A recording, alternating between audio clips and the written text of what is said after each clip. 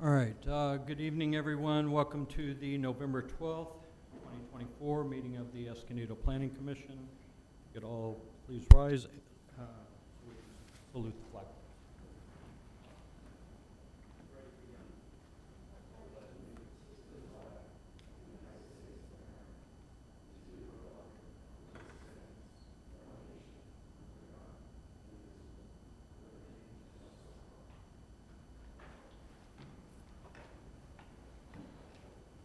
We get the roll call, please. Chair Wiley. Here. Vice Chair Barber. Here. Commissioner Mercaro. Here. Commissioner Spear. Commissioner Jester. Commissioner Stevie. Here. And Commissioner Correll. Here. Thank you. At this time, we'll move on to approval of the minutes of October 8th, 2024. Do we have any questions, discussion? If not, I'll entertain a motion. Move approval of the minutes. We have a motion to approve. I'll second. We have a second from Commissioner Mercaro. Please vote. Voting has been opened. Refresh your screens.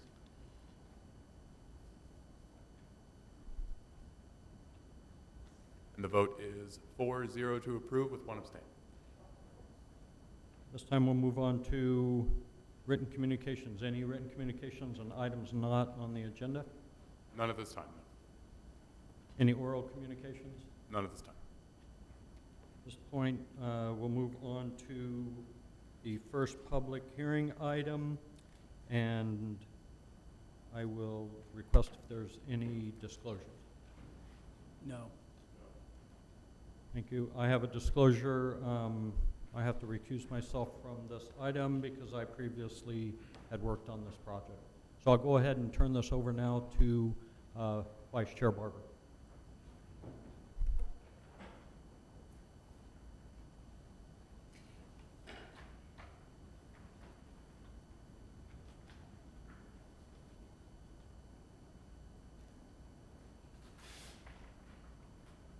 Okay, we will open the hearing on item number 2, proposal regarding the conversion of a office complex on Hickory Street into residential. Could we have staff report, please? Thank you, Vice Chair, and good evening, Commissioners. My name is Ivan Flores, and I'm a Senior Planner with the Planning Division, and I will be presenting on item 2 on the Planning Commission agenda.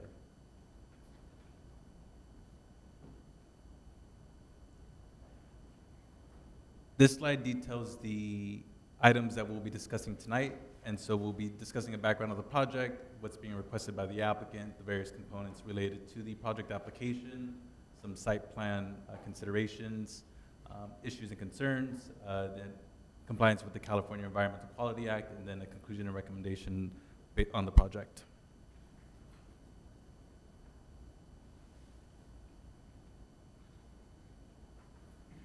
The project site is located at the northeast corner of Hickory Street and 3rd Avenue. The site is currently developed with an approximately 19,000 square foot office building, which is primarily consisted of dental offices when they were in use. Surrounded primarily by low to medium density residential uses and office uses to the northwest. In April of 2023, City Council authorized the processing of this GPA request, and as detailed in the attachment to the Planning Commission staff report, the project at one point did include an open space component. Through the processing of this application, the open space component was removed. The project site is currently occupied by an existing building and consists primarily of off-street parking, landscaping, and the building itself.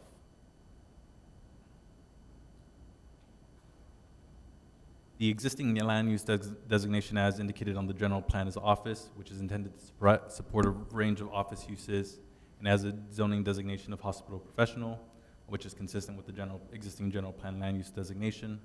As shown on the 2 maps, the project is within the vicinity of the downtown specific plan to the northwest and the newly adopted East Valley specific plan to the northeast.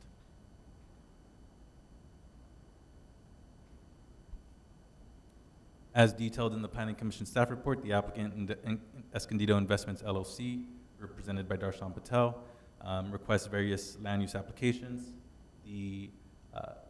Starting from bottom to top, we have the general plan amendment, which is a request to amend the underlying general plan land use designation from non-residential to residential, as indicated in the land use element.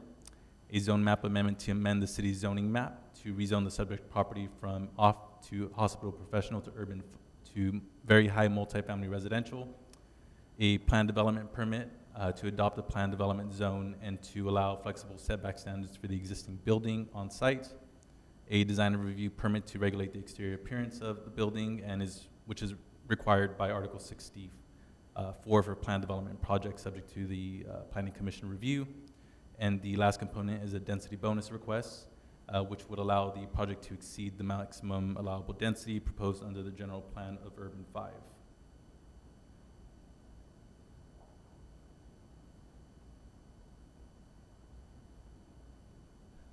The density bonus request has 3 components.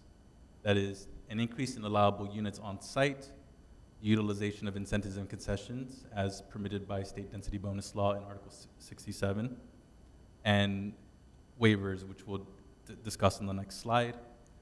Based on the proposed density of 30 dwelling units per acre as indicated in the proposed general plan amendment, they would be allowed a base density of 20 dwelling units. The applicant proposes to deed restrict 2 of those to low-income units, which would allow a allowable density bonus of 4 bonus units. That would bring the project to a total proposed units of 21 dwelling units, with 2 of those deed restricted to low income.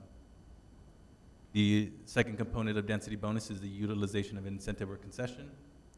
The incentive or concession, as detailed in state density bonus law, must be tied to an identifiable cost reduction tied to the feasibility of the project. Incentives and concessions, as opposed to waivers, are limited based on the provided affordability levels. Because the applicant's providing a 10% low-income restriction on the project site, they're entitled to 1 incentive or concession. The applicant has chosen to utilize that on the resurfacing and reconstruction of the gutter ribbon in the adjacent alley.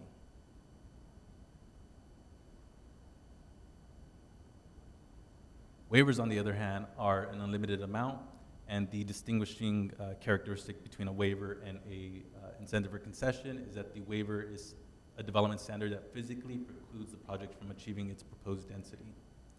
In this case, the applicant has proposes to use the waiver on the following development standards, and that was included in the Planning Commission staff report. So they are using it on covered parking, which requires 21 covered spaces for this use. They're proposing 0, and we cite the municipal code section that requires that development standard. Open space requires 6,600 square feet based on the unit count. They're proposing 0 square feet, and that is required by Article 6 of the Escondido zoning code. They're proposing the use of a waiver on the 2-foot dedication requirement. It is not a zoning code requirement, however, it is a municipal code requirement under streets and sidewalks, and that's contained within Article 5 of that chapter. And the last component that they're proposing to use a waiver on is the landscaping within parking areas, which is in Article 62 of the Escondido zoning code. Landscaped islands are required between double row of parking, and they're proposing no islands. There's a little denotation here that indicates that staff's opinion is that the dedication requirement is not consistent with the use of state density bonus law and is not considered a waiver.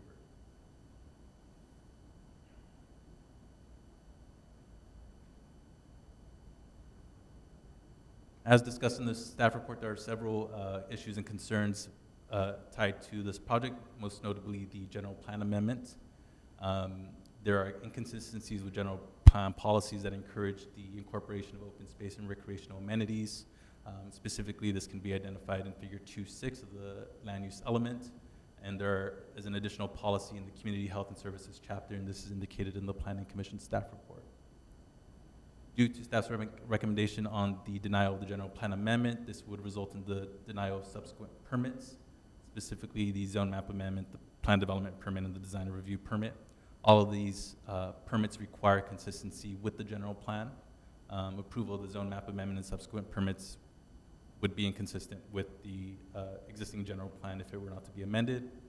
And the last concern is the use of a waiver on the requirement to dedicate. The requirement to dedicate does not physically preclude the proposed project's density, which is why staff is recommending that this not be included as a waiver.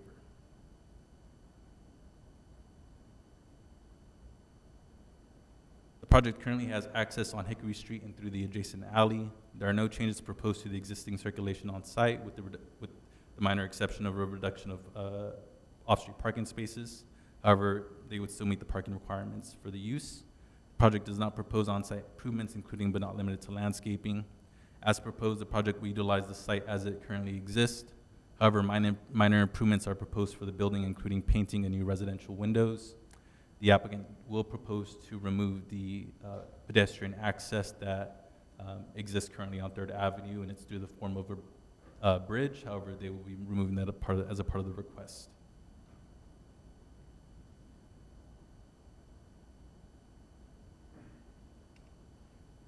As indicated, this application requires multiple entitlements.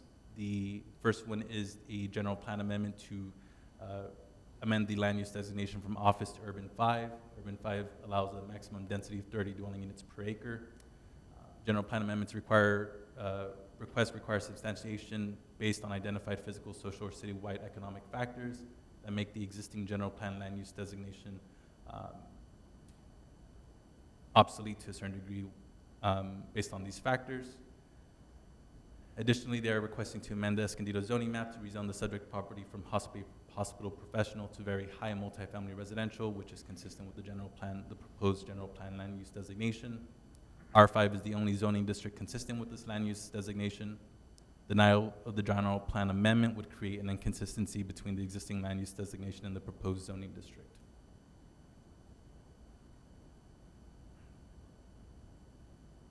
Additionally, the project requires a plan development permit, design review permit, and density bonus requests, which the applicant is proposing. When it comes to plan development permits, it's really intended to provide flexibility in site design. However, as indicated in Article 19, open space is a key consideration of a plan development project. In this case, the intent is to memorialize existing setbacks for an existing building that wouldn't otherwise meet residential standards. And so additionally, it only permits uses allowed by the underlying zoning district, which in this case, if the zone map amendment were approved, residential uses are not allowed in the HP zoning district.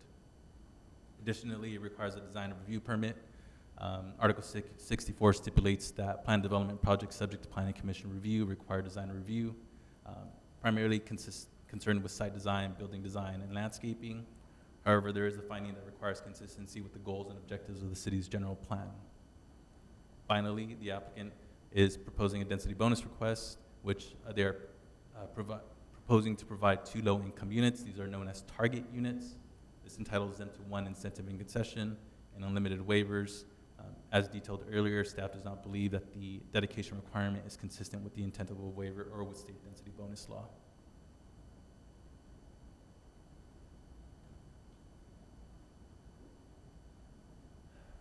The Planning Commission's recommendation to deny the project is statutorily exempt from CEQA. However, a mitigated negative declaration was prepared for the project and is attached to the Planning Commission's staff report for consideration.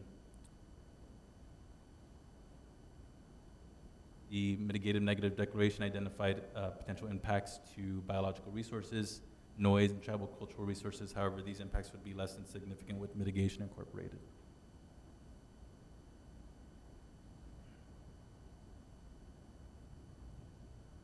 As detailed in the staff report, the staff's recommended motion is that based on the analysis in the staff report, staff recommends that the Planning Commission adopt the resolution number 2024-20, recommending that the City Council deny the project.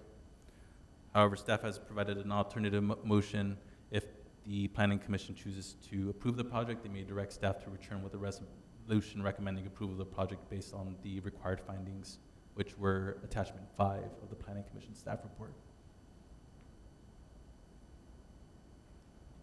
Here's an outline of what the alternative recommendation would look like for the Planning Commission's consideration and for reference. Staff would need direction on the resolution to recommend approval to the City Council and on whether or not the waiver request related to the dedication requirement is consistent with Article 67 and the state density bonus law. That will conclude staff's recommendation, and we are here for any questions that the Planning Commission may have, and the applicant is also present. Thank you. Thank you. Are there any questions of staff? Yeah.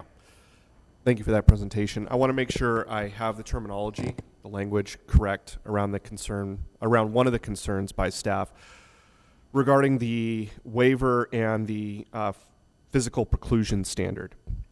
So, to make sure that I understand, in order for this to qualify under the waiver standard, the open space would need to physically preclude the construction of the project, or what is exactly the nature of the physical preclusion?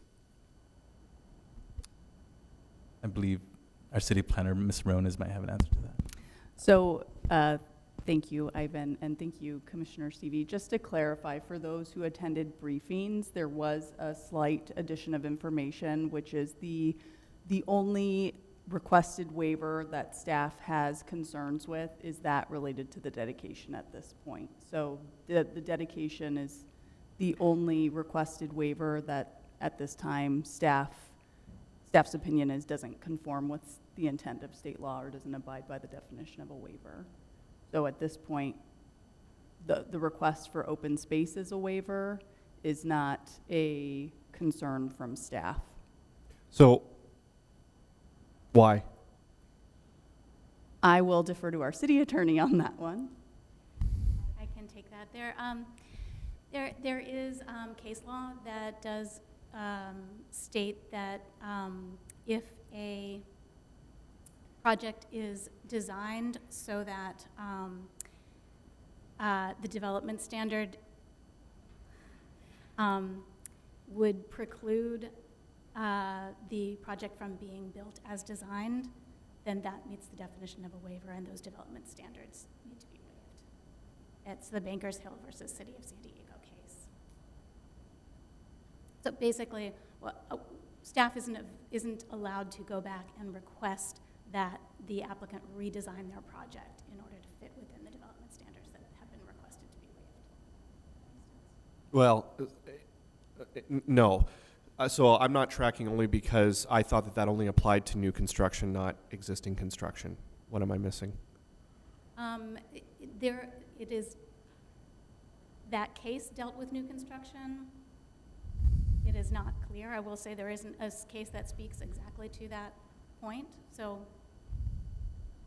might be an area where there isn't really any case law that does handle the situation, to be perfectly honest. Okay, so, but it's the opinion of the council's office for the city of Escondido that it meets the waiver standard. That is correct. Okay.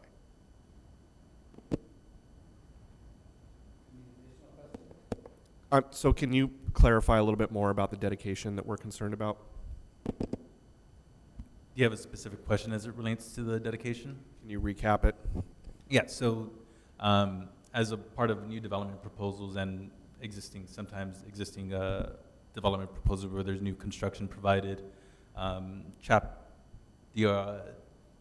might have to defer to Owen regarding this, but essentially the city may require dedications for public alleys or streets so that they are ultimately built at their full width. And in this case, because the project meets those requirements, the city is able to ask for this dedication requirement. However, it's not of our opinion that the requirement for the dedication physically precludes the project. Dedication means sidewalk? I would defer to Mr. Tunnel for that. Yeah. No, the dedication would just be dedication of public right-of-way along the alley. Currently, our alleys are 20 feet, and our city standard for the last 25 years has been 24 feet. So any project that builds along an alley is required to dedicate, their side of the alley. So it's 2 feet of dedication. Looking forward to, and if this project wasn't density bonus, they would have been required to actually widen that 2 feet. But in this case, they are dedicating the 2 feet. They are dedicating the 2 feet. Yeah, in right-of-way only. And we want them to do more than that? Oh, yeah, they're just providing us the public right-of-way for future widening. Should another project or should a city project, be funded to do the widening down the alley. It's like an easement. Yes, it is. It's a public street easement. Okay, it's an easement. Yeah, Okay, sorry. so that's, okay, got it. Tracking. So what is why are you recommending a denial if they are accommodating that 2 feet requirement? I mean, a little bit, maybe going out my lane. I'll pause. Are the rest of you tracking this? Am I like completely? Okay, got it. So let me step in and clarify this. So Ivan, will you go back to the concern slide? There are 2 primary concerns. The first is that the requested entitlement for a general plan amendment is inconsistent because the project proposes no open space, and the general plan for this specific land use designation dictates open spaces as a policy direction for those land use designations of urban 5. That causes a cascade effect where all the subsequent permits are dependent upon the general plan. They all have consistency findings with the general plan. The secondary major concern is that as part of the density bonus request, staff is pointing out that we do not concur with the applicant's use of a waiver for the purposes of dedication. And that is germane should the commission choose to go against staff's recommendation and recommend approval. They would need to provide us direction on whether to grant the waiver for the dedication or to uphold staff's opinion that it doesn't meet the definition of a dedication. Is that No. clarification? So, okay. So here's why I'm confused. Let me. Are you at odds with the city council's office with respect to whether the open space is a waiver, meets the standard of a waiver? We have no concern regarding the application of the waiver for the purposes of open space. That is a separate issue from the general plan amendment they're requesting to modify policy where the policy adopted dictates open space. And if I could just clarify also, because I want to clarify the density bonus law versus the general plan amendment. So general plan amendment is an absolutely discretionary act by this body. So there is no requirement from density bonus law that a city approve a general plan amendment. So just to be clear. Okay, so let me approach this from an order of operations perspective. So the order of operations is amend the general plan. And the concern is if we amend the general plan in this instance to not include open space, we'll look at the attorney as I say this, that we set a precedent for future people who come to us under the same general plan amendment or requests and say you didn't require it in this instance, why are you or how can you require it in our instance? I don't know that there's a concern about, well, go ahead, Veronica, I think that's more in your wheelhouse. Yes, I don't think there's a concern for precedent, so to speak, so much as we, as the planning division, take in submittal requests and review them against adopted policy for consistency and alignment. And in order to amend the general plan, this is a legislative action. It's the highest type of entitlement that planning facilitates. And as a result, the bar to do so is exceedingly high. As I believe one of Ivan's slides points out, it has to do with factors related to physical, social, or citywide economic factors. Sure. So Is it fair to say where I use the word precedent, you would use the words consistency and alignment? So I'm going to stay away from the legal word and come back over to consistency and alignment. So the concern is that if we adopt this, it's inconsistent and out of alignment with the broader general plan, and we don't want to create that inconsistency, and we don't want to create that misalignment. And therefore, order of operations again, if we refuse to adopt this inconsistent and out of alignment general plan change, there's a cascading effect, to use your term, for all the future requests, which would include the request to have a waiver under the legal questions that have already been addressed, but we don't even get there because we didn't adopt the general plan amendment. Is that correct? that is correct, Okay. under the assumption that the commission supports staff's recommendation. Right. So if the commission then were to go against the recommendation of staff, the alternative motion comes into play. And can you just summarize for me in plain English what exactly we would be saying? Like, would we have to tie this to some sort of finding? Or would we just be telling you, hey, you know what, in this instance, we're just not that concerned about consistency and alignment? In plain English. So if the commission chooses to approve an alternative motion, you would not be at this point in time recommending approval to the city council because we don't have an approving resolution ready for you. You would be directing staff based on Ivan's subsequent slide to continue this project to the December 10th Planning Commission meeting. That's our next regularly scheduled meeting, where staff would return with a recommendation for approval resolution. And because staff are unable to meet that finding for the general plan amendment, which is causing that effect, we would be looking for the commission to direct us on how to substantiate that finding based on your motion. And then we would return with that resolution and the updated findings, because all of the subsequent findings on your attachment 5 that have them listed, they're all tied to that general plan amendment. Right.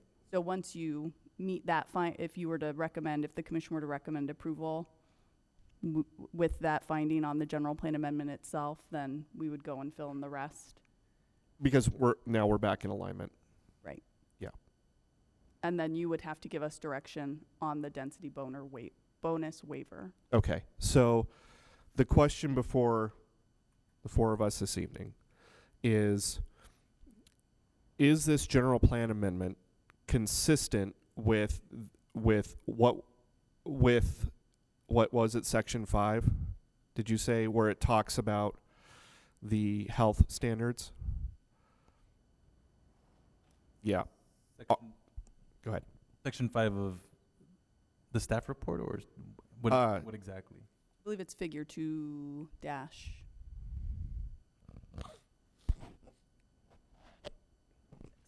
I had a long weekend with sick kids, so I'm like mostly here, but forgive me for, yeah. Okay, so that's what we need to decide. That's really the question here before us, because everything else is subsequent to that question. Is everyone else on the same page now? Okay.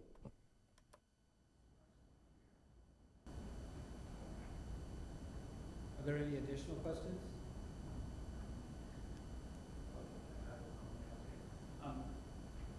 Specifically, what was the open space and common recreation area that was previously approved? Previously approved. Yeah, the 2020, there was an approval of the project. They're coming back asking for the general plan amendment. Previous process that approved a project that had specific open space and common recreation areas. What was that specific? So you're referencing the city council staff report that was attached to the planning commission staff report. And so that was a city council. So when an applicant comes to the city requesting a general plan amendment, we need authorization from the city council.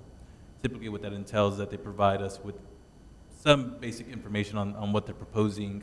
The general plan amendment authorization for this project was taken to council in April of last year. And they indicated in their attachments that there was going to be some reduction in open space, however, not a complete reduction in open space. And at that point, as far as I'm aware, there wasn't a specific, there was no site design considerations at that point. Thank you for staff report. We would welcome the applicant to address the planning commission, please. Real quick, I'm sorry. Can I ask one more question of potentially the city engineer here? So they've given an easement of 2 feet in the alley. And my understanding is that area that's where the parking, that second row of parking is, correct? And that's where originally the envisioned open space would be. So my question is then, if they are now giving this easement, what does that mean for the open space requirement? Does that bump it in 2 feet? And then is there now a physical preclusion as a result of the easement? So as far as open space requirements are concerned, it's a quantified number, but how and where and what it looks like is not dictated by the municipal code. It's up to an applicant's design team. So in this instance, the applicant, as proposed today, is not proposing any open space. Prior iterations of the project did show open space and showed it adjacent to the alleyway. However, as the project is designed and applied for, the dedication would not impact open space because they're not proposing any. Yeah, no, I understand they're not currently proposing any. When staff saw the once envisioned open space, did it or did it not overlap with the now 2-foot easement? That is a good question. We wouldn't be able to say off the top of our head, but yeah, I mean, can't speak positively to whether or not that would have impacted it. Okay. Sorry, thank you.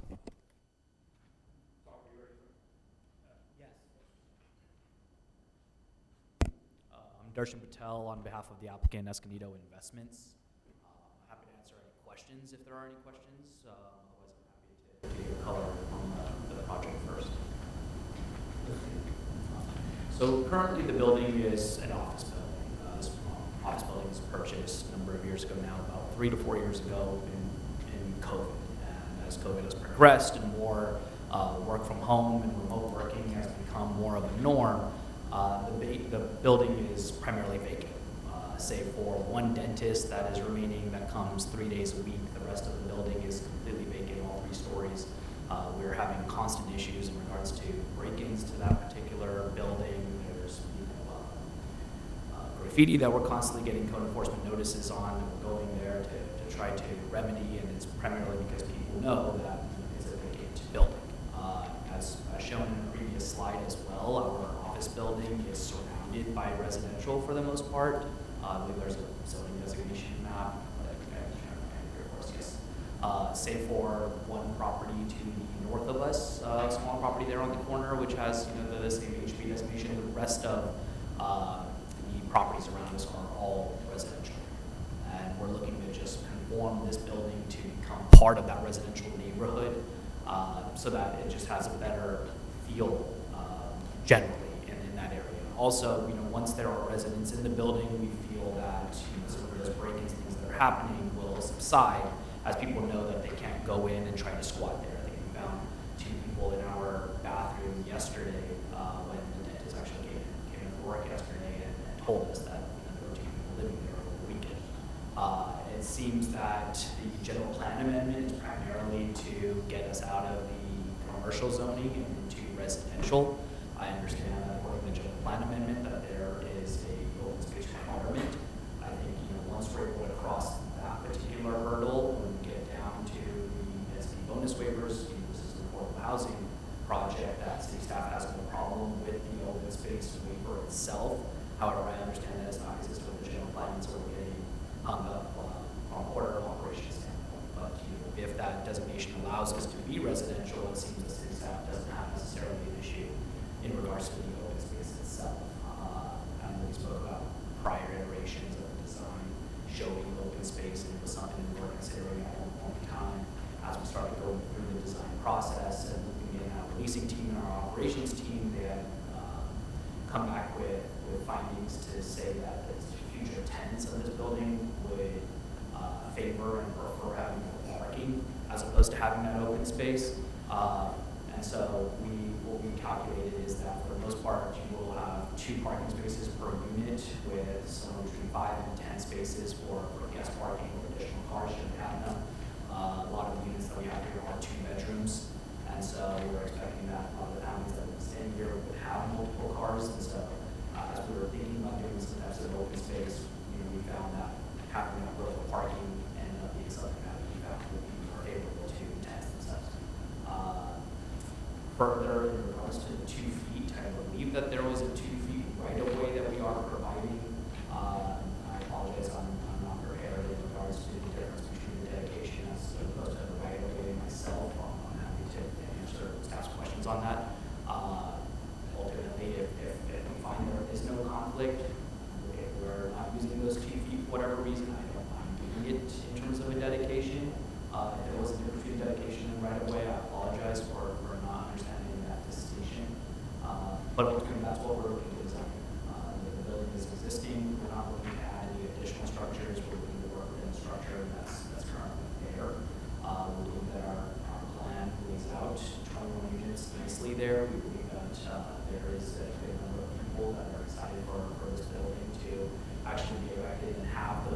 apartments that they could rent. And we are providing 10% affordable housing as well, which we are, I believe, in talks with city attorney and others in the staff to discuss how the affordable housing agreement works, but nevertheless, we understand the price point that we'll be offering, and this is not the first time we've done a project like this. We've done a project like this in Vista, a number of them in the city of San Diego as well, and ultimately the pricing that we're able to offer from a rent standpoint ends up being right along where we would be offering still affordable for the most part anyway, because this isn't a new construction, right? It doesn't have all the bells and whistles of a new construction in terms of a clubhouse and a park and gym and fitness room and pool and all of these things. It's your bread and butter, just apartments there with guest laundry, with laundry that all the guests can use. It's clean laundry that they're all able to use, and because of that, we're able to offer it at a price point that you can actually afford. Once you start putting in the clubhouses and everything else, that's where rents start getting high and people aren't actually able to afford it. We have found that anywhere that we have built these types of projects where we've taken these office buildings that are sitting vacant and converting them, we've pretty much leased them up within 3 to 4 months. So, sorry, that was a little bit long-winded, but just wanted to give you a little bit of happy to answer any questions. My question was, and thank you for the explanation on what your leasing department says about future tenancies. I also design multifamily housing, so I'm very familiar with tenancies and what they like. And amenity space is the #1 request on my projects for that. I also have done, infill structures. We remodeled a Reese Steele medical building in Bankers Hill and transformed it into 75 townhomes, studios. So I get the open space. It can be very difficult. I guess my question was, where did it go? Parking is one thing. You're already overparked on this project. I don't want to see anything in Escondido that isn't built to a higher standard. And I do feel that open space is pretty important. The neighboring apartment complexes have, pools, whatnot. So this would be one that is pretty much bare bones without any consideration of the community at large. I do appreciate your answer to that. My Sure. question was, where did the open space go?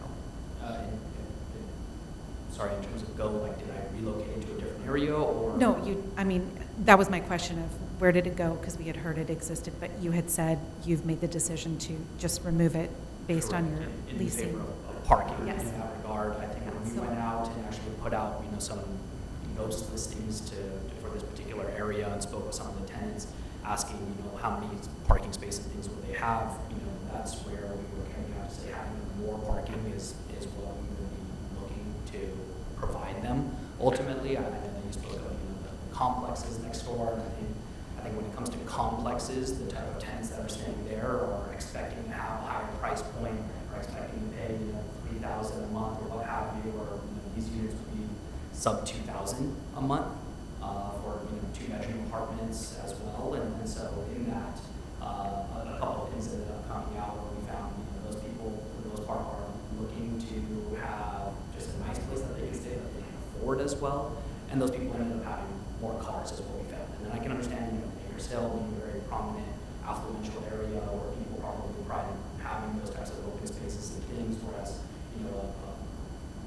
a building and a project as the one that we're designing here, just speaking with the people that were there, even speaking to the neighbors that we found around us as well, ultimately I think when we were discussing with the city staff in terms of what that open space would look like, there were thoughts of making it all DG with some large boulders and things of that sort. And when we were running this to our leasing team and our operations team, ultimately the tenants would say, that's just giving either homeless people an area where they can congregate, where it's going to be around our family, or otherwise it's just going to be something that might be nice to look at on my way to my car, but otherwise there's no use I can get out of DG and boulders. I'd rather have a parking space there and not have any issues in regards to parking. We're not charging for parking at this particular property either, because we found that would be an amenity, and I think that was speaking to assistant city attorneys before in regards to the Baker Still case, that providing those amenities is what we're looking to do for that for the open space itself. And so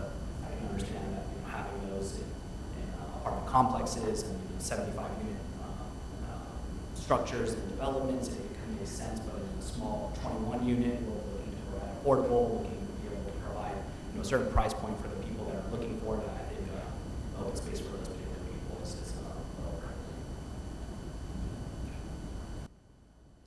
Any additional questions of the applicant? Thank you for your responses so far. Very helpful. Can you tell me what the vacancy of the office building is at present? There is one dentist that is there that takes up 800 square feet. Sorry, I don't have the building square footage off the top of my head right now. But there's one tenant taking up 800 square feet in a building you're going to convert into 21 housing units. Is it fair to say sub 10%? Okay. So 90% of that building is vacant. Correct. And he's currently on a month-to-month looking to retire, so we're waiting for his 30-day notice. How long have you owned this property? It's down to 3 years. Are you trying to lease it as an office? We have made attempts to lease it as an office. Ultimately, we have stopped at this point in time. I believe that there's a broker that's still trying here and there to lease it, and he's been doing that for the last year, but I can probably guess that he's not paying too much attention to it or aggressively trying to lease it. Yeah, sure. It's been backburnered. Can you give me a flavor for why it's not leasing as an office space? Ultimately, what we found is when the Palomar Hospital closed down, which is just 2 blocks away from this Right. particular project, we found that everything stopped. There was a child's clinic that was in our building that was right under the Palomar umbrella. They took 25% of the building, and once their lease came up, they decided to move closer to where the new Palomar Hospital is. There was another medical person that was designing certain soaps to help people that had certain allergens. She decided to leave. Ultimately, this was a medical office building at one point. And what we found is that with the removal of Palomar Hospital just a couple blocks away, they all just stopped. Yeah. And were you targeting non-medical tenants? Yeah, there was a time that we were. There were a couple individuals that we were able to have that were, trying to just work out of their home. There was an accountant that was coming in and just meeting with his clients. He took up a couple hundred feet at one point in time. I think we also had somebody that was in real estate. They were a broker and they were there at one point in time. And Yeah. I think as the economy started to drop as well, I think everybody decided, it's better not to pay the rent and stay at home. Okay. Now, talk to me a little bit about the vagrancy problem that you brought up earlier. You identified a situation where 2 vagrants were living in your restroom. Can you talk to me a little more about what you've experienced there and what you've had to deal with? Sure, yeah. It's been something almost every week at this point in time. The building sits vacant. I think at the time we decided to put up some temporary fencing, just chain link fencing to see if that would stop them. We found that didn't. They were cutting through or they were jumping over. I think we decided to add some type of barbed wire on top to see if that would stop. Ultimately, they're very ingenuitive. They figured out a way to get through, whether through wire cutters or what have you. We decided to put a tarp on the fence to see if that would stop them. Ultimately, we just got more graffiti and code enforcement to us every week saying that we have to paint over it or something to that effect. So we took the tarps back down. But either way, they get into the property, and once they get into the property, there's no one there that's patrolling it. Even when we had security there doing patrols every so often, and they caught someone almost every night. Okay. So you've got a high vacancy. You've got a high vagrancy problem. Can you talk to me a little bit? I mean, that to me speaks directly to health and safety standards. Would you agree? Okay. So let's talk for a second about these parking spots. I understand your contention that DG and Boulders, while it may check a technical box, isn't within maybe the spirit of what we're trying to achieve. That's what I heard you arguing.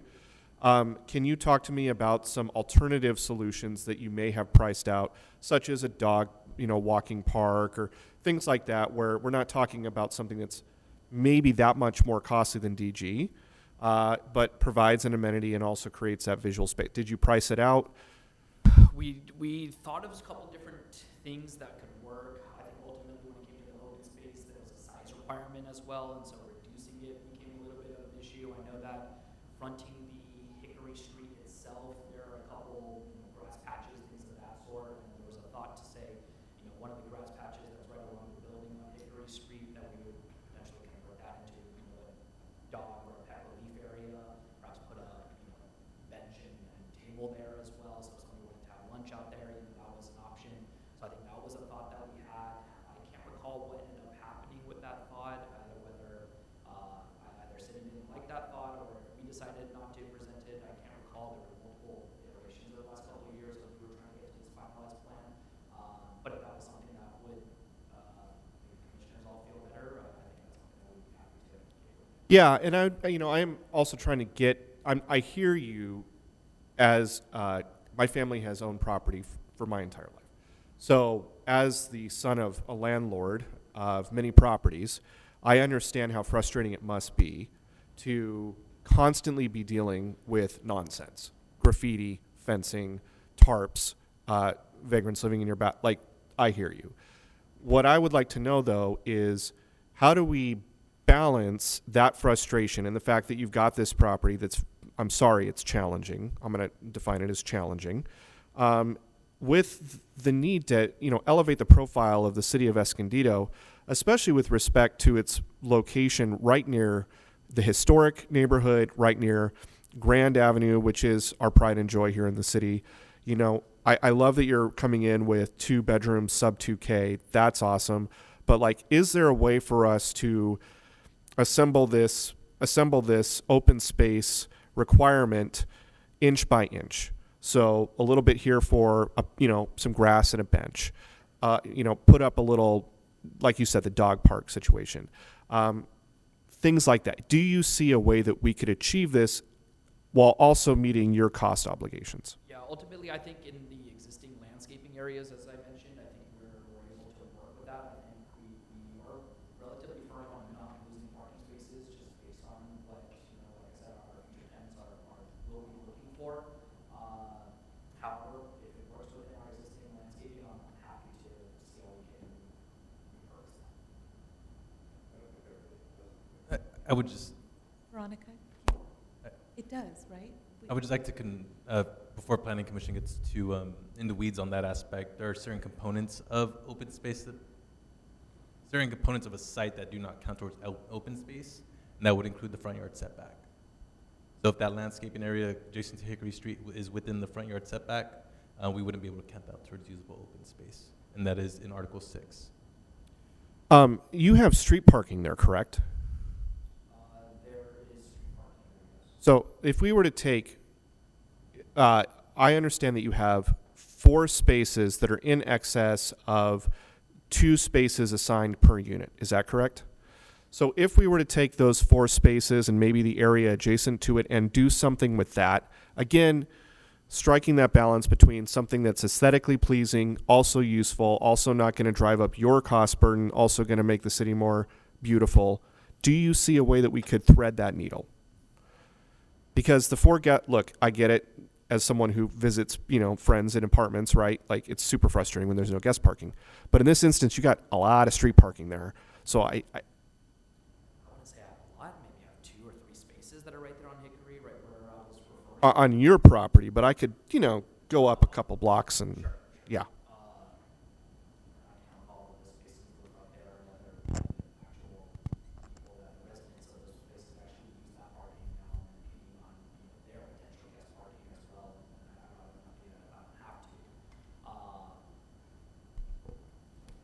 Ultimately, I think we've been doing this for 2 years now, going back and forth. I mean, before Ivan's time, there was a gentleman named Jay Paul that we were working with a good amount of time, and now he's no longer with the city, and so we're working with Ivan on this. We've just gone just back and forth for 2 years as the property has been depleted.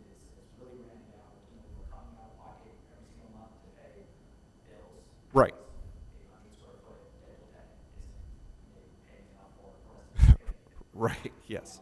And so we're just at the point right now where we feel like we've gone through every option with city staff and every option that we've tried to figure out. For one reason or another doesn't. And I forgot that there was a time when we did actually fish that, and it looked like because of the setback issue, the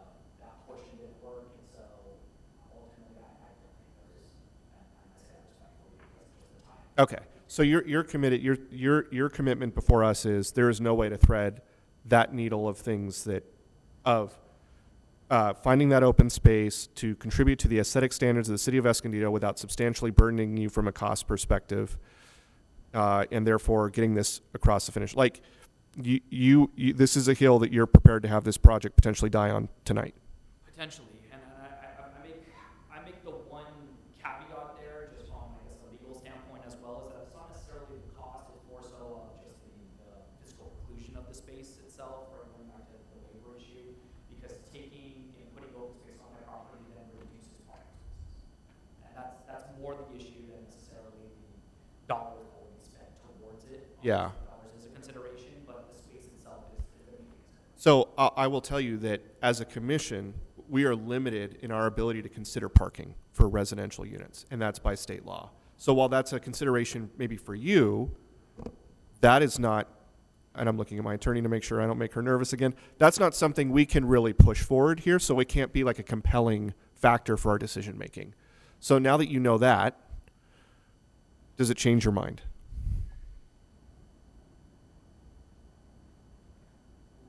I think we just go back to just saying respectfully, I understand that we're trying to figure out a way to meet in the middle. Sure. Just here in the planning commission meeting, but I have been trying that for the last 2 years with multiple members of staff. Got it. All right, I appreciate it. I appreciate your candor. That's the end of my question. Any additional questions? And sorry, if I can just add, what I find is that staff, and staff's here, so correct me if I'm wrong, is that it's not necessarily that they are opposed to the fact that, we don't have open space on the project, that there's a density bonus, they're allowing for it, but because of the order of operations of things, they're unable to see the density bonus waiver itself for what it is until after the general plan amendment occurs to allow for the commercial property to become residential, at which point in time then density bonus can apply. Yeah. The challenge is we're not making, so it's not a legal question, right? That's the challenge here for you, is because we're making basically a quality of life and a standard question. That's what we're being asked to address here. So I hear you, but it's a different question in my opinion. Maybe others disagree. Thank you very much. Any other questions I can answer?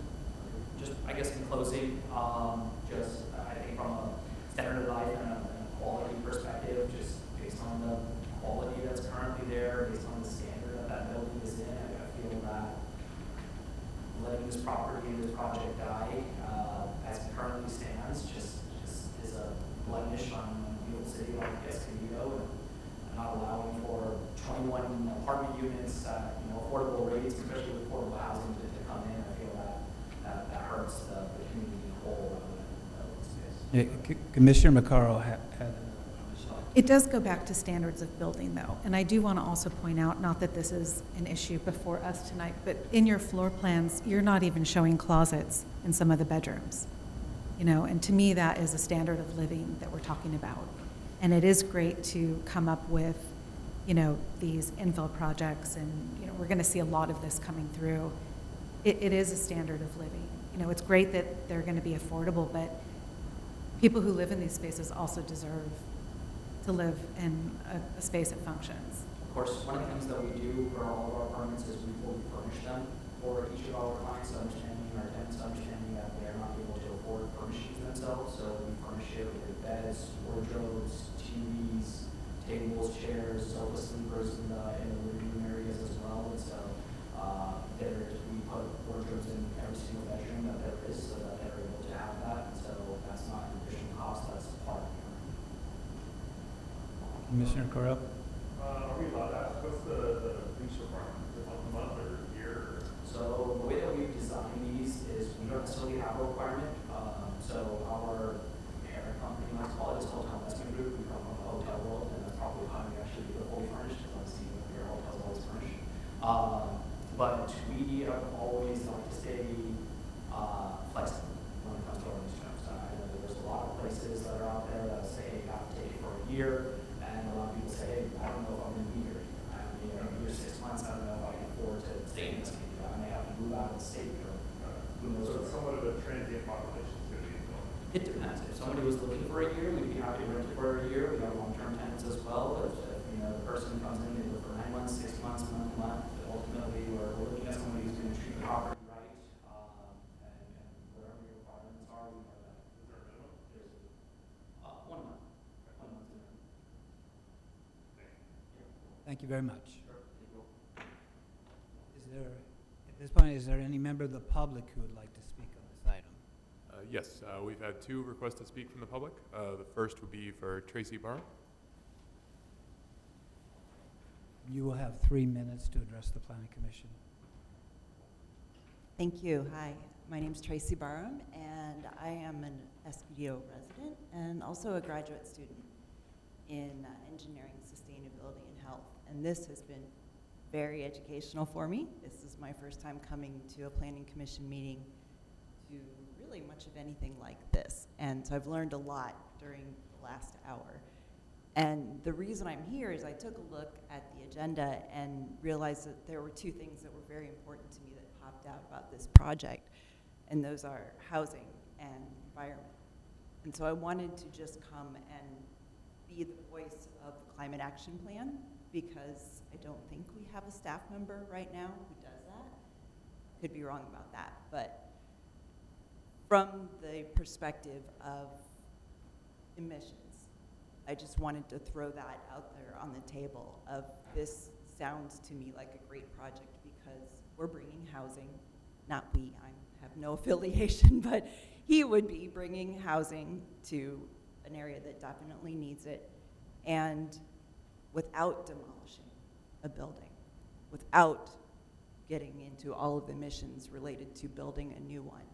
And I think that's really significant, and I don't think it shows up in the report that we have right here. And so I just wanted to make sure that everyone was thinking about that. I kind of feel like the Lorax, you know, I speak for the trees.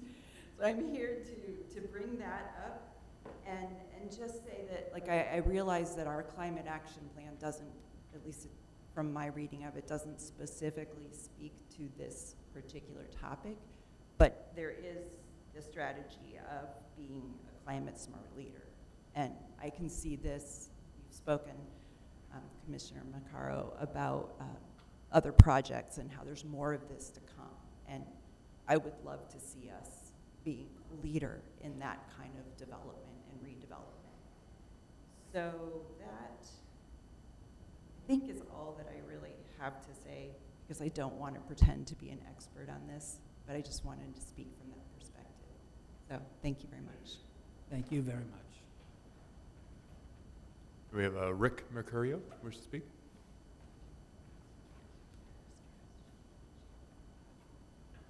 Hi, my wife and I bought the adjacent property directly to the east of this project 27 years ago. We've been mom and pop landlords. It's a duplex. It's a very narrow point I'm trying to make now, but what's holding up the east end of that parking lot is a retaining wall between our property and this project. And that retaining wall is not in good shape. It is starting to lean toward us down the slope. Of course, it's a slope going down to the east from this pretty steep one. So if and when this project gets developed, I would hope that you could stipulate that that retaining wall be repaired and brought back to its structural integrity that it probably, if you inspected it, the engineering department would require. Again, I'm not in the legal business to know whose responsibility that retaining wall exactly lies with, whether it's the uphill or the downhill, but it needs to be addressed. It's leaning pretty darn good, especially the north end of the property boundary between us and them. So, and even if this project doesn't go forward, I don't know if the city engineering department has an issue with a retaining wall at any given instance. So, it's a narrow focus of my interest tonight. I think the project itself sounds good. And speaking of vagrancy, there definitely is a vagrancy. Our tenants there complained about all the people breaking into that building. Being a nuisance. So, and there is parking on 3rd Avenue too. There's plenty of off-street parking. Our address is on 3rd, but it goes back to the alley. Of course, it stretches from 3rd to the alley. So, yes, there is possibly quite a bit of off-street parking on 3rd Avenue. Could staff address his interest in concerns on the retaining wall. Yeah, I mean, first off, it would be our building department and the building official if it was brought to the city's attention to assess the wall.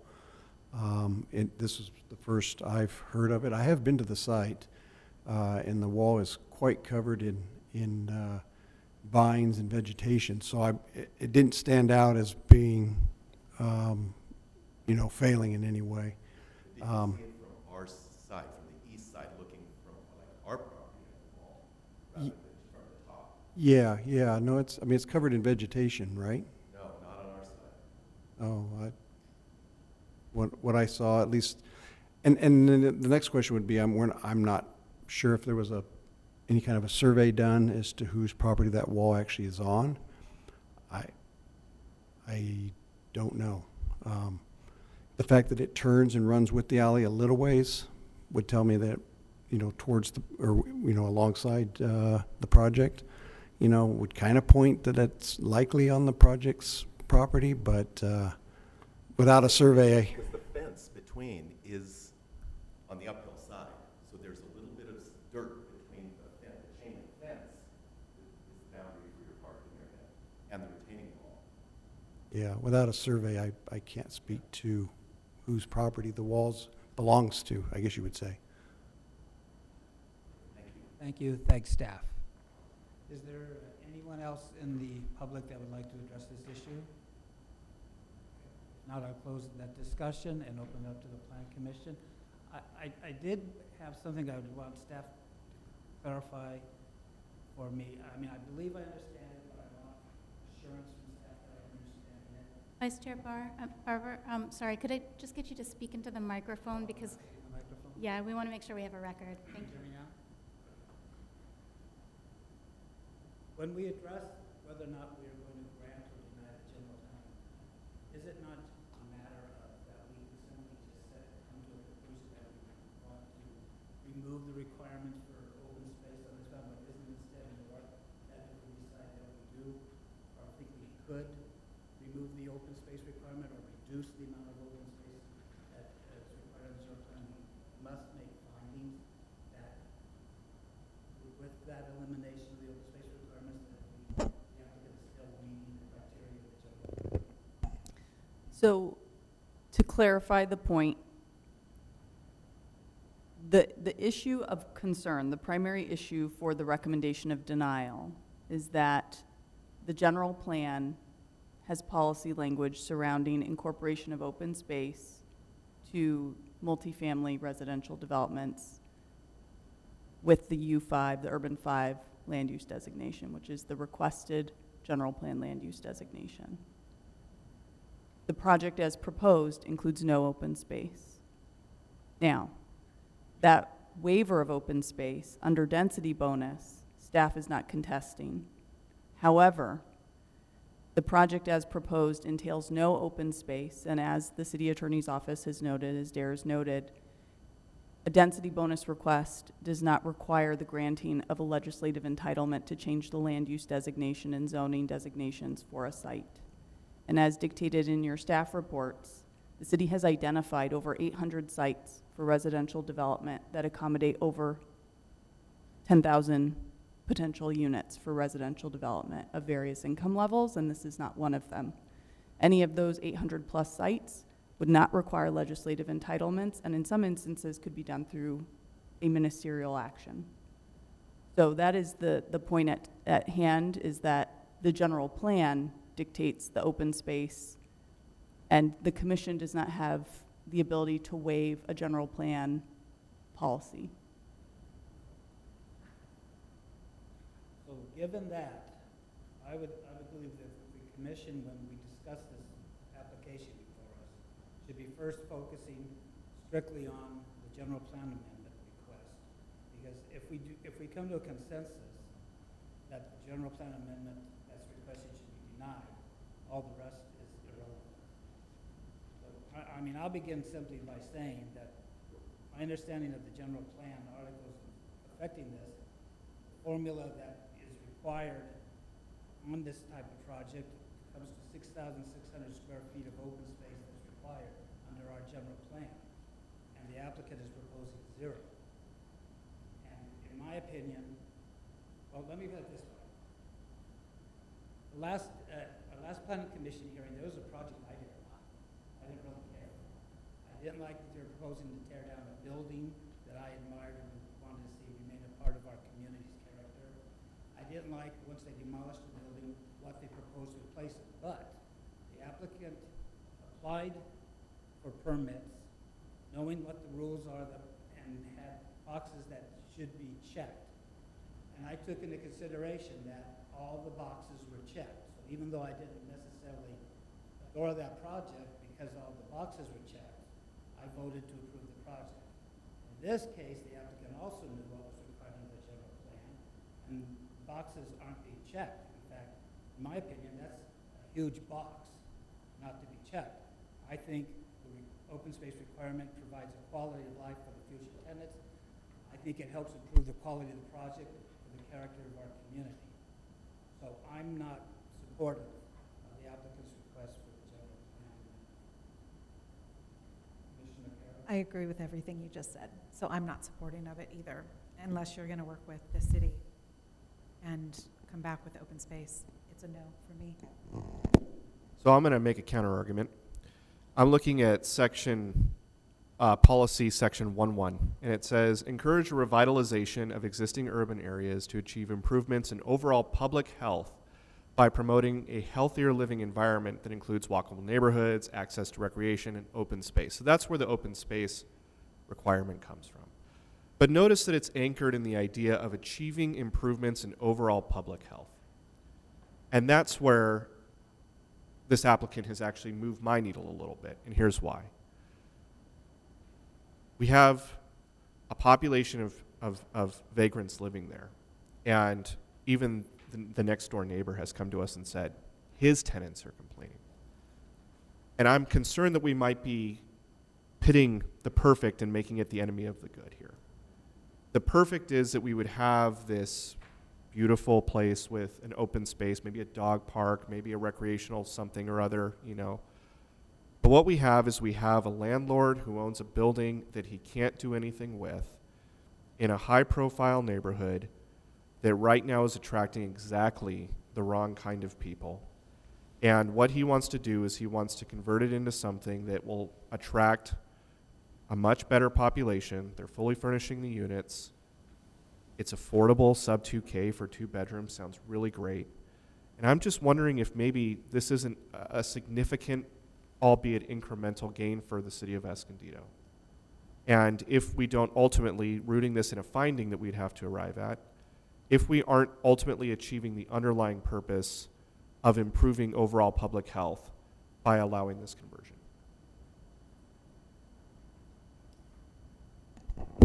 My comment to that is that we can have all these things, but I do believe that we need to hold developers to standards.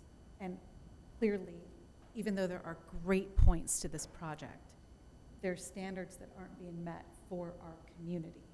And as we've noted, there are plenty of spaces in Escondido that are targeted for this. I don't think the level of commitment to the building itself and the neighborhood is enough on the applicant's part to forego our general plan standards.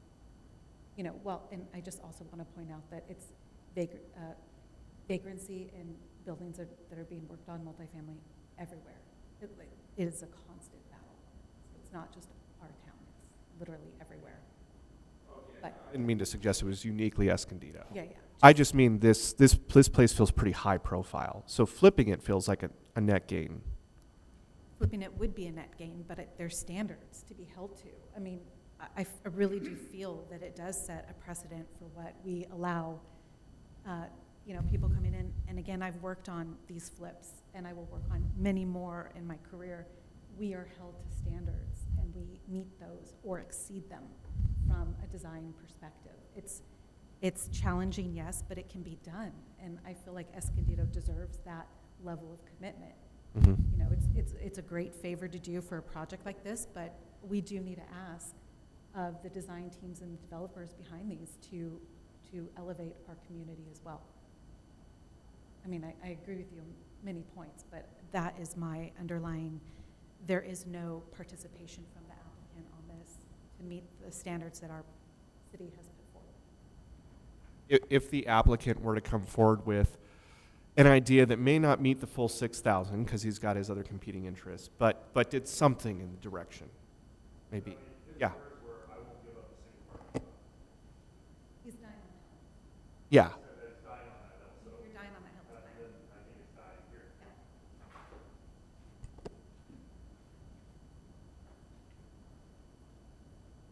Okay, given the consensus that I just observed, I'm going to make a motion to, what is the resolution number, staff? Move to approve staff's resolution 20-24 and deny the application. Call for the vote. One moment, please.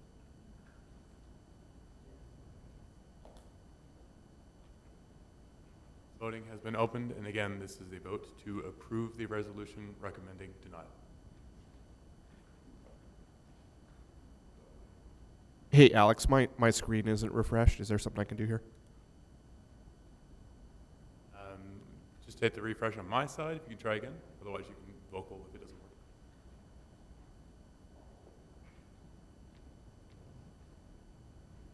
work. Sorry, I'm still stuck on the same vote. No worries.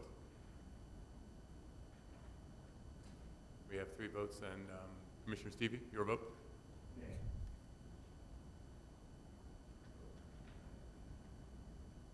All of my screens turned off? There we go.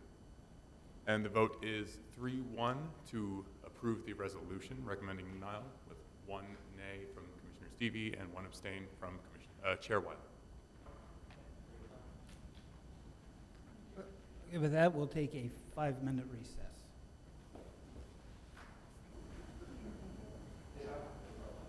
Okay, looks like everybody's here.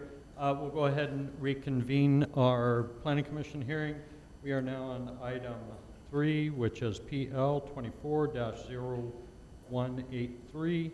This is 900 West Mission Avenue, CUP modification. Any disclosures? Seeing none? My office is technically 3 blocks down the street, but I don't think it affects. Hit your microphone. My office is technically 3 blocks down the street, but I don't think it affects me financially or in any way, shape, or form. Okay, thank you. Go ahead, staff. Thank you. Good evening, Commissioners. My name is Oscar Romero, Principal Planner with the Planning Division with the Development Services Department. The item before you today is a request to modify an approved CUP PHG 19-0049, specifically removing the condition of approval requiring the installation of a traffic signal at Lincoln Avenue and Rock Springs Road.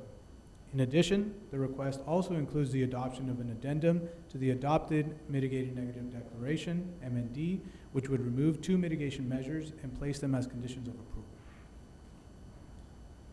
The project site is located at the northwest corner of Mission Avenue and Rock Springs Road with the general commercial zoning and general plan designation. The subject property is currently a vacant lot with light industrial uses to the north and west of the property and commercial uses to the east and south of the project site. On December 8th, 2020, the Planning Commission adopted resolution number 2020-19, recommending approval of a conditional use permit for a 4,000 square foot gasoline station and convenience store with concurrent sale of alcohol at 900 West Mission Avenue to the City Council. On January 13th, 2021, the City Council adopted resolution number 2021-05, approving the conditional use permit and adopting the initial study and mitigating negative declaration for the project. Since the approval, the applicant has demolished the existing building and left a vacant lot. Project options. The applicant requests a modification to the previously approved conditional use permit and its conditions of approval. Specifically, the applicant requests removal of an engineering condition of approval requiring the applicant install a traffic signal at the intersection of West Lincoln Avenue and Rock Springs Road as a result of a financial hardship and changing financial market. Additionally, the project also includes adoption of an addendum to the adopted mitigating negative declaration to clarify the environmental record as it relates to the appropriate metric for assessing traffic impacts under CEQA. Specifically, the applicant requests to remove mitigation measures under traffic. Staff will provide an overview of potential options for Planning Commission's consideration. The project and/or applicant's request remove the engineering condition requiring the applicant install a traffic signal at Lincoln Avenue and Rock Springs Road. The applicant believes this condition places a financial hardship on the developer and creates an obstacle in development. In doing so, the applicant would receive an approximate cost savings of $560,000. Alternative option 1, which is the staff recommended alternative, recommends denial of the project and/or applicant's request with the recommendation to City Council they waive frontage improvement requirements to offset cost. The applicant would still be required to dedicate to the city for future improvement of the frontage to be conducted by the city at a later time. It's important to note the recommended alternative includes nominal cleanup to Resolution 2021-05, condition of approval by moving conditioned mitigation measures to the engineering section of the approved conditions and identify them as new conditions of approval numbers 17 and 18. Approximate savings to the applicant would be in the amount of $600,000. Alternative option 2 is to modify only the requirement to construct the off-site traffic signal by amending the condition of approval to require the applicant pay fair share cost of this traffic signal for installation at a later time by the city. All other conditions of approval would remain. The frontage improvements would be required under this alternative. The approximate cost savings of $481,600 would be for the applicant, as a fair share cost from the applicant would be $78,400.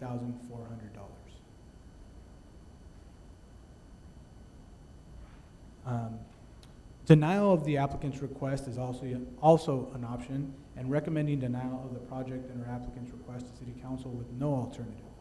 This would retain the project as previously approved and conditioned. At the time of the original project review, methodology related to traffic impact analysis was in a state of change.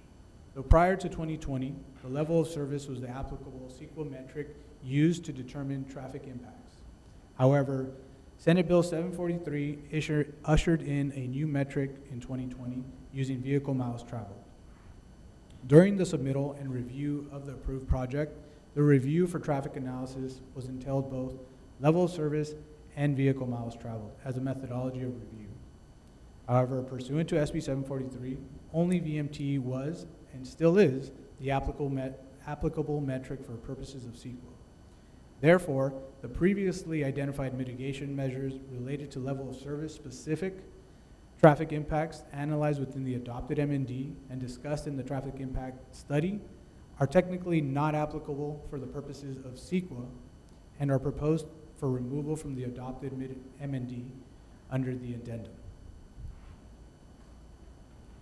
Based on the analysis contained in the staff report, city staff recommends the Planning Commission motion to recommend approval of staff's recommendation for the project, which is to recommend denial to the City Council of the project as proposed and recommend approval of alternative option 1 and adopt the addendum to the MND.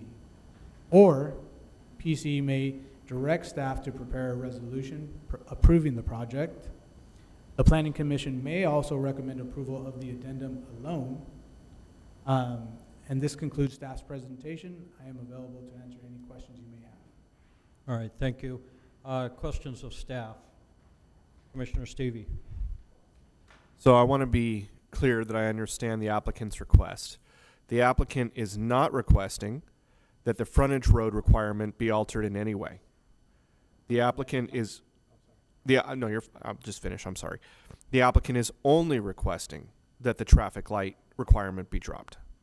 Correct. At this time, that is all that they are requesting, to remove the traffic signal condition. and the nature of that request is due to changes in their cost as a result of underlying market conditions specifically tied to their loan. Correct. That is the response that we have received, that there is a financial hardship due to the current market. Okay. Questions of staff? I was just curious, what is staff's projections of how much traffic this project would generate that would impact that intersection at Lincoln and Rock Springs? Well, at the time, the traffic impact study did require, mitigation measures, so there was going to be a significant impact at that area due to that project. But I'll defer to Owen to give you a bit more details. Yeah. So I was involved in the project when it came through and got approved originally. And as was mentioned, it was analyzed under the CEQA standard initially, which is LOS, which also is a city quality of life standard. But as the project approached, the approval stage, VMT became the CEQA standard for traffic. And so, luckily for the project, it screened out for VMT reasons. But, and I guess unaware to me at least, two LOS, if you want to call it that, mitigation measures remained in the environmental document, as well as remained as engineering conditions of approval. And so, as far as the impact to the off-site intersection, in that traffic study, it was determined to be a significant intersection impact. It exceeded the 2-second delay that is in our was in our CEQA standard at the time, as well as in the city's quality of life standard. And so those impacts, I think, have been calculated to be in the AM hour of, I think it was like 69 seconds average. And in the PM, it would be 33 seconds of delay. So it's well beyond what we consider a significant impact. Both, like I said, CEQA at the time, but remaining as quality of life significant impacts. By installing the traffic signal, they more than mitigate, impacts there. Commissioner Correll. As someone who uses that intersection on a regular basis, I think that intersection needs a light regardless of that gas station. I drive through that intersection regularly, and it takes a heavy foot to get out of the way of traffic there every day, no matter what time it is. So I think looking at this project as it is, for me, I would say option 2 makes more sense personally, because it still has them pay towards the signal down the road, but then still does the required upgrades for in front of the street as it is. So I don't personally think that the applicant should have to bear the $600,000 cost entirely because the intersection needs the light already, right? But they should pay towards it because what they're doing is going to impact it. Any other questions of staff?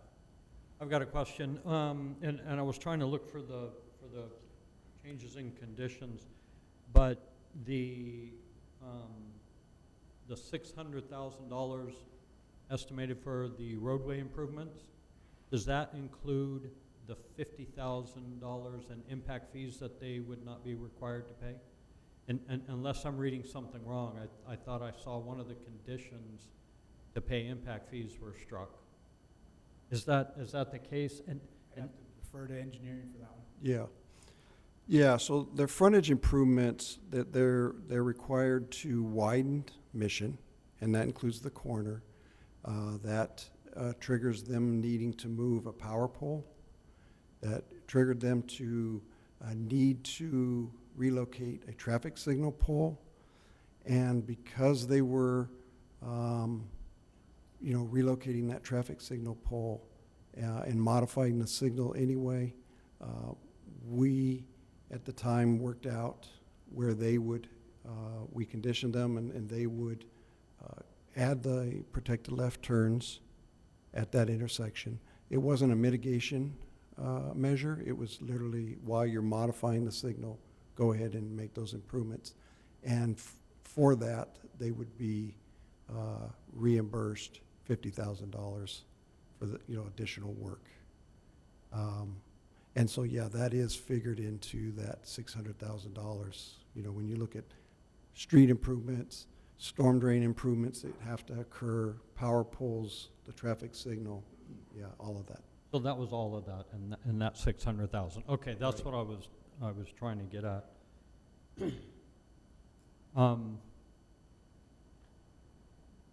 The traffic signal that's being requested to no longer be a condition,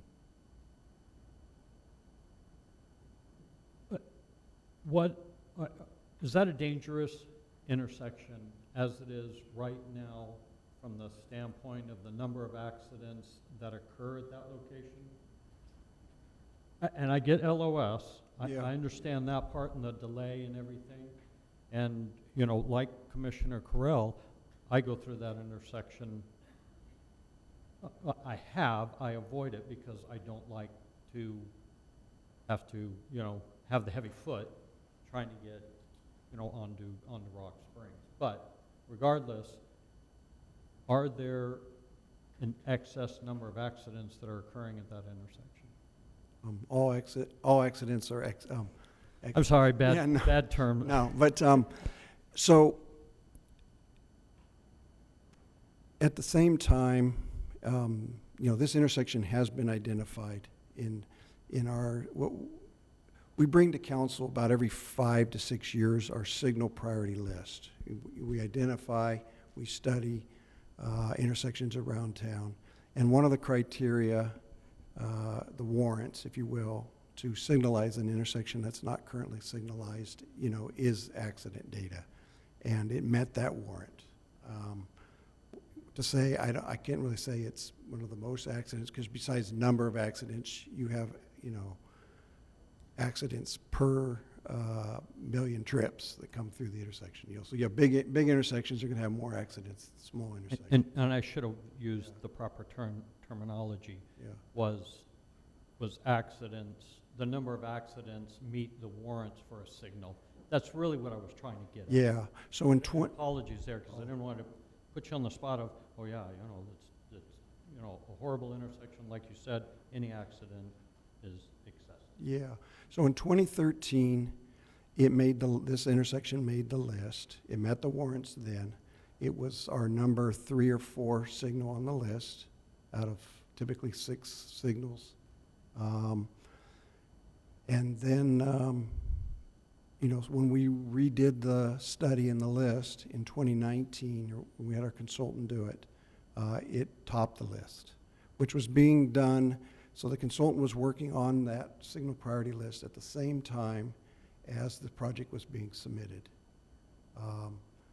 And when the project also identified it as a significant impact that needed to be cured by their project, initially, like I said, by CEQA. And I just want to reiterate that although it's no longer a CEQA significant impact, it still is a general plan quality of life standard significant impact.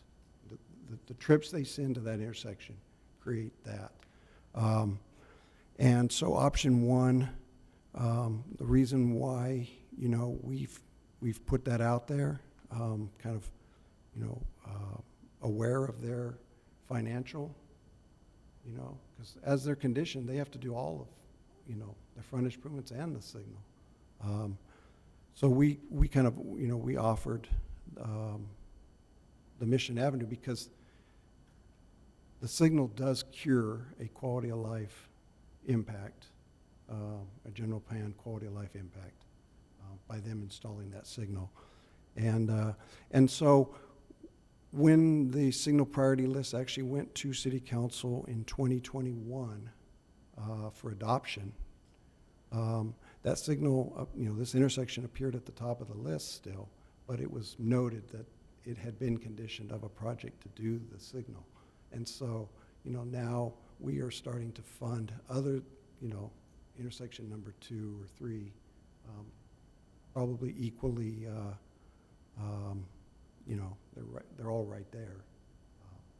So, just giving you a little bit of the background of how this intersection was looked at the time and how we are still looking at it, so.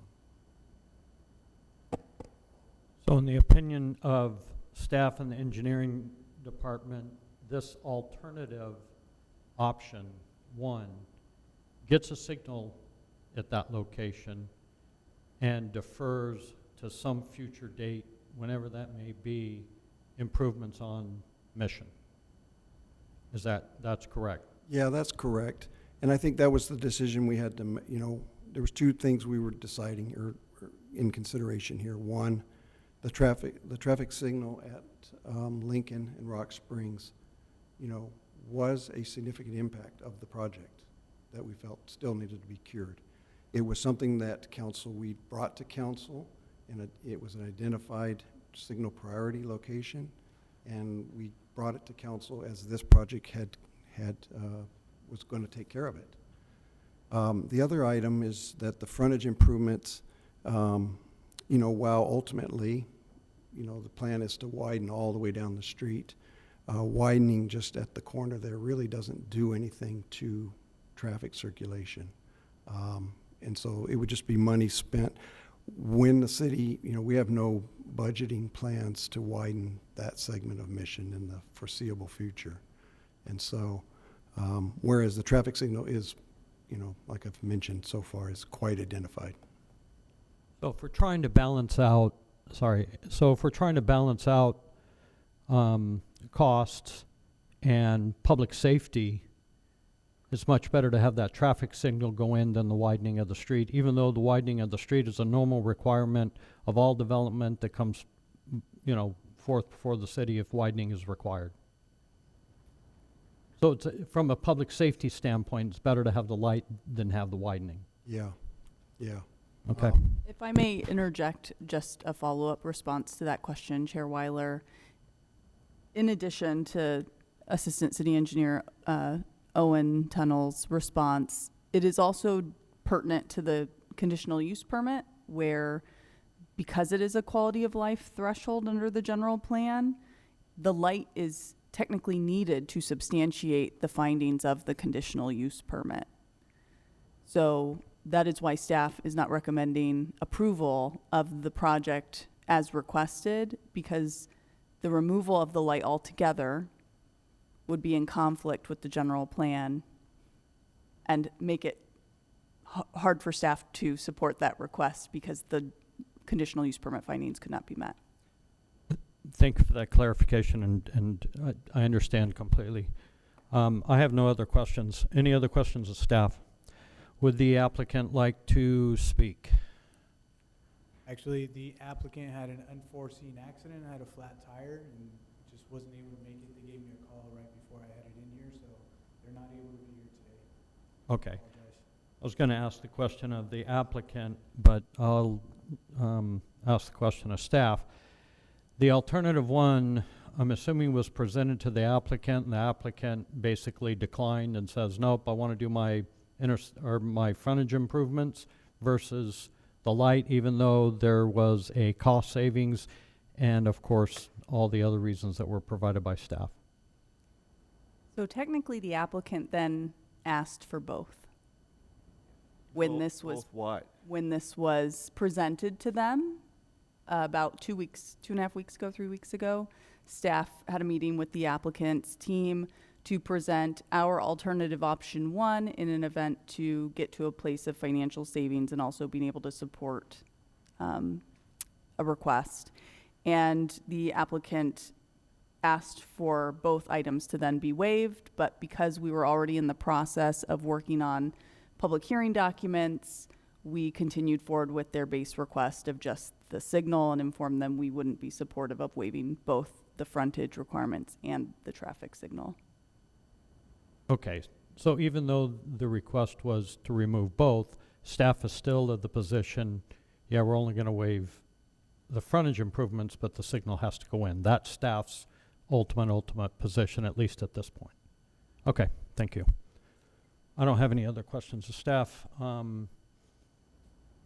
I guess at this point we'll close the public testimony and open it up for discussion amongst the Planning Commission. Anyone want to start? Yeah, I'll start. So, I gotta be candid. This doesn't make any sense to me.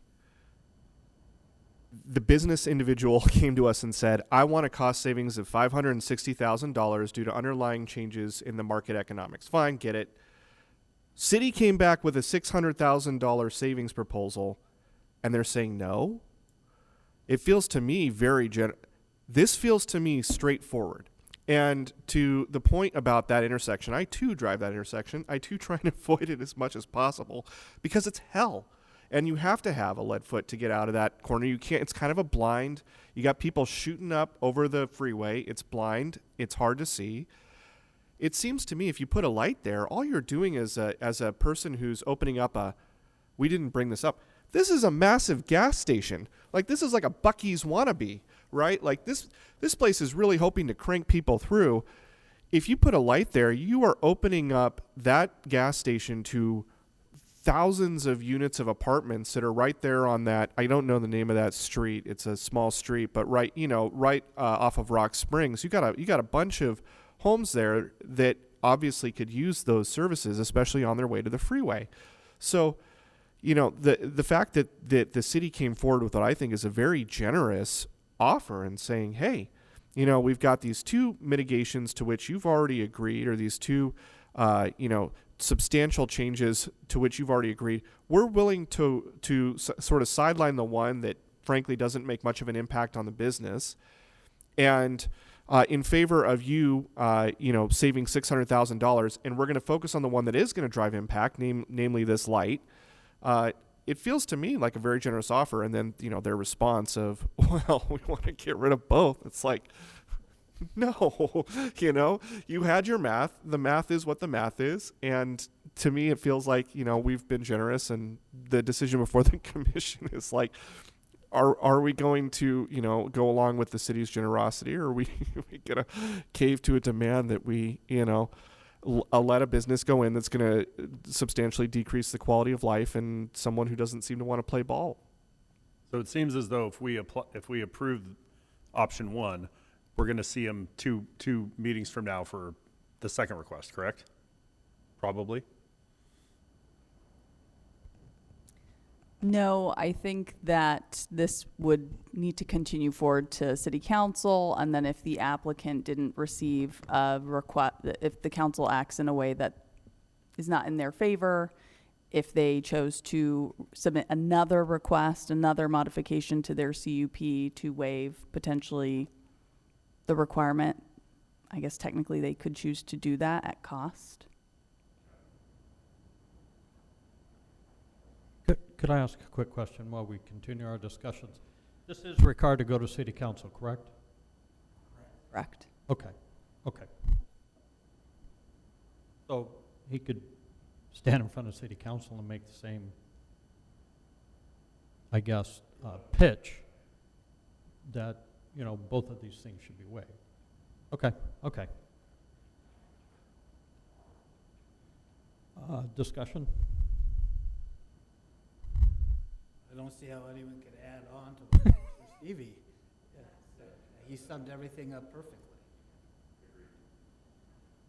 Here's where I'm running into a concern.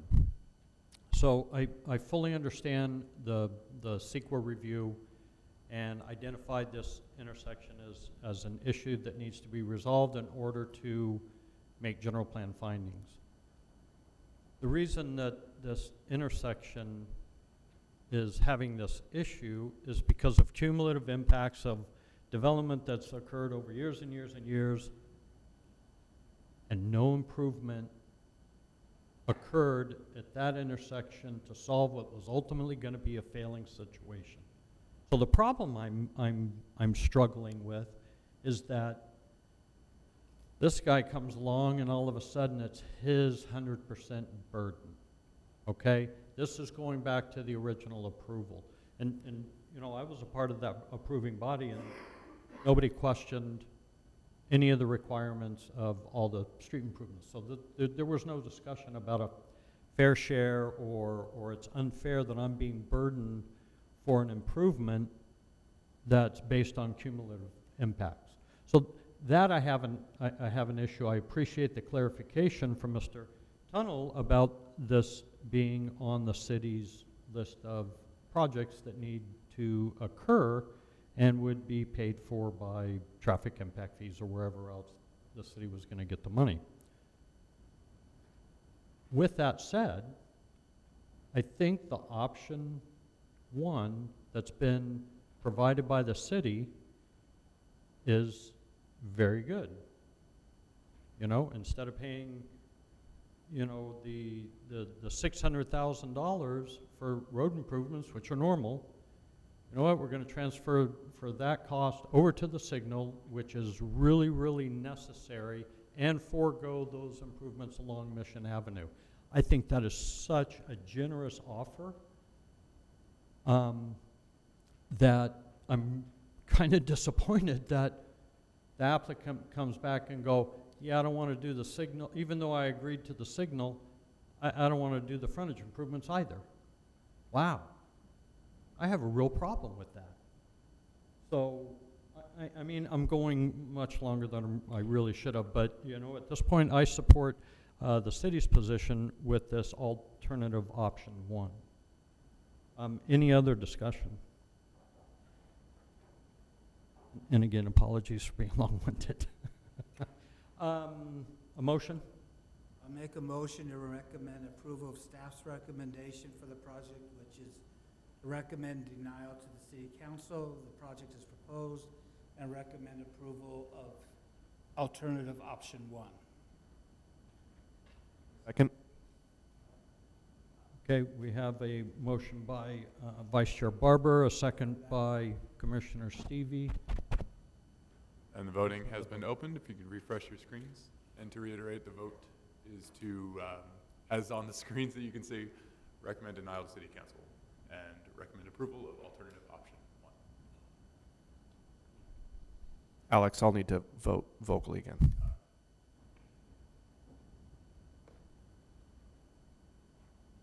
Commissioner Stevie. Yay. And the vote is 5-0 to approve the resolution by staff. Thank you.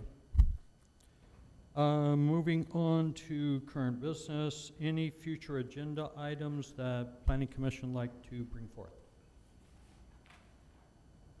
Okay. No other oral communications? And then future agenda items? The city planners report? Yes, so we will not be holding a meeting, second meeting in November. 11/26 is canceled due to lack of quorum. We do anticipate holding a December 10th meeting, which would be the first meeting in December. That would be the final Planning Commission meeting of 2024, as the second meeting in December is on Christmas Eve, and that we're canceling that. So at this point in time, we have some tentative items, specifically a potential amendment to an existing conditional use permit for an expansion of a charter school in town that is tentatively scheduled for December 10th. If that changes, there is a possibility the December 10th meeting could be canceled due to just alignment of timing with items, but city staff will notify the commission as soon as we're aware whether or not that meeting will be canceled. So please anticipate it happening. And if you cannot attend, let me know. All right, thank you. Thank you. Any other comments from Planning Commission? If not, this meeting is adjourned.